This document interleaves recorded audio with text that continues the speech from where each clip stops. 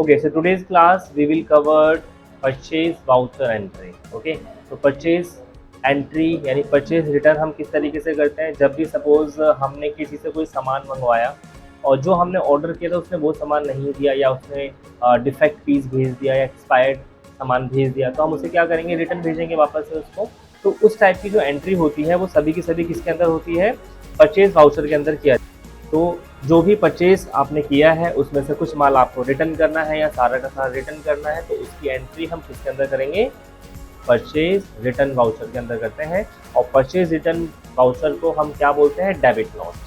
जैसे sales return की entry हम क्रेडिट नोट को बोलते थे, करते थे, वैसे ही परचेज रिटर्न की जो एंट्री होगी वो डेबिट नोट वाउचर में होगा। ठीक है, तो चलिए करते हैं। पहले हम एक काम करें, एक नया आइटम बनाते हैं, उसको फिर परचेज करेंगे एंड देन फिर रिटर्न।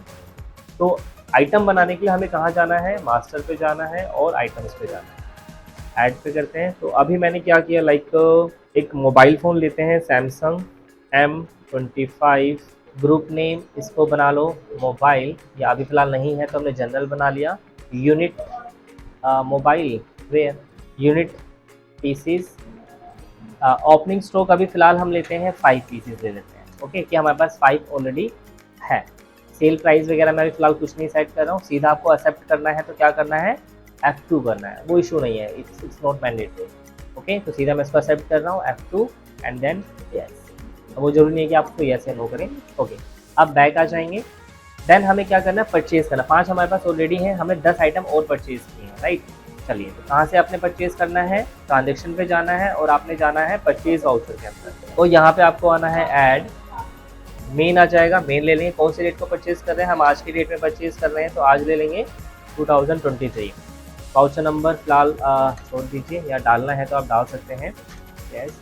पार्टी नेम किसको, किससे परचेज कर रहे हैं, सन्ड्री क्रेडिटर से परचेज करें तो याशिका से परचेज कर लेते हैं, तो she is sundry creditor. And main store narration लिख देते हैं, purchase goods from Yashika. Okay, name of item यहाँ ले लेंगे, हमने क्या परचेज कर रहे हैं, सैमसंग M25 ये यूज़ कर रहे हैं। और क्वांटिटी कितने पीस ले रहे हैं, 10 पीस ले रहे हैं। प्राइस, एक का प्राइस रहेगा इसका 18,000, ठीक है।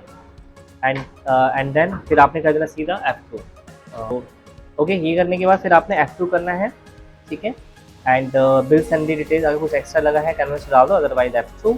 एंड मेथड यहाँ पे क्या रहेगा, ये नया बिल है तो न्यू रेफरेंस आ जाएगा। रेफरेंस नंबर क्या है, याशिका /01, कुछ भी ऐसे डाल दो। एंड अमाउंट टोटल आ जाएगा F2 यस, ठीक है। तो ये हमारा एक परचेज वाउचर सेव हो चुका है। अब अगर हमें चेक करना हो कि भैया हमारे पास कितने मोबाइल फ़ोन है सैमसंग के, तो कैसे चेक करेंगे, लेट्स सी। बैक आएंगे, आप डिस्प्ले पे जाएंगे और यहाँ आपको आना है, स्टॉक स्टेटस में चेक कर सकते हैं और अल्फ़ाबेट में चेक कर सकते हैं। डिटेल बैलेंस वाइज है, कॉलम वाइज है, ग्रुप वाइज है। ये काम करते हैं, स्टॉक स्टेट्स के बजाय आप इन्वेंट्री बुक में आ जाओ और यहाँ से स्टॉक लेजर किसका, आइटम वाइज कौन सा चेक करना है हमें, सैमसंग का M25, कब से कब तक का, 13 तक का चाहिए या ओनली 13 का ही चाहिए, तो 13/1/04, 13/4, नो गलत कर दिया, 13/04/2023, ये सेम रहेगा, नेम रहेगा, ये ठीक है, ये ठीक है, डन।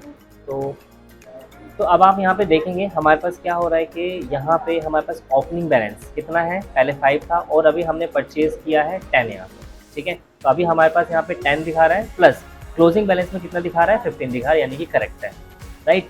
अब हमने क्या किया, जो हमने 10 पीस खरीदे थे उसमें से हमने 5 पीस उनको बैक कर दिया, रिफंड कर दिया, रिटर्न कर दिया, बिकॉज वो माल सही नहीं था, डिफेक्टेड पीस था, वो उन्होंने भेज दिए हैं। तो अब परचेज रिटर्न की एंट्री कैसे करनी है, उसके लिए आपने जाना है ट्रांजेक्शन्स पे और यहाँ जाना है परचेज रिटर्न पे, इसका बोलते हैं डेबिट नोट, ठीक है। हो सकता है कोई और कोई अकाउंटिंग सॉफ्टवेयर करो, सीखो या वहाँ पे काम करो तो हो सकता है परचेज रिटर्न ना हो, तो ये आपने दोनों नाम रखने हैं, डेबिट नोट भी याद रखना है और परचेज रिटर्न भी याद रखना है। तो debit note means purchase return.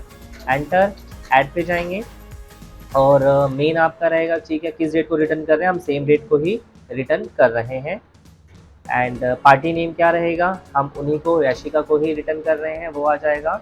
और वाउचर नंबर उसका क्या था, याशिका /1, ओके, 01 था I think, okay. Enter enter enter, और मटेरियल सेंटर आपका मेन स्टोर आ जाएगा। नरेशन डालना जरूरी है, लिख दो, यहाँ लिख देंगे गुड्स रिटर्न टू यशिका। क्या आइटम रिटर्न कर रहे हैं? सैमसंग M25 रिटर्न कर रहे हैं एंड क्वांटिटी हम 5 पीस रिटर्न कर रहे हैं। 5 पीस उन्होंने डिफेक्ट, यशिका जो प्राइवेट लिमिटेड है वो अच्छा काम नहीं कर रही है, वो हमेशा डिफेक्ट पीस बेचती है, तो we have to complete it. तो यहाँ पे ये ले लेंगे एंड प्राइस, ओके, प्राइस भी डालना पड़ेगा। तो प्राइस कितना लिया था हमने? 18 लिया था, तो पर पीस रहेगा 18,000, ओके।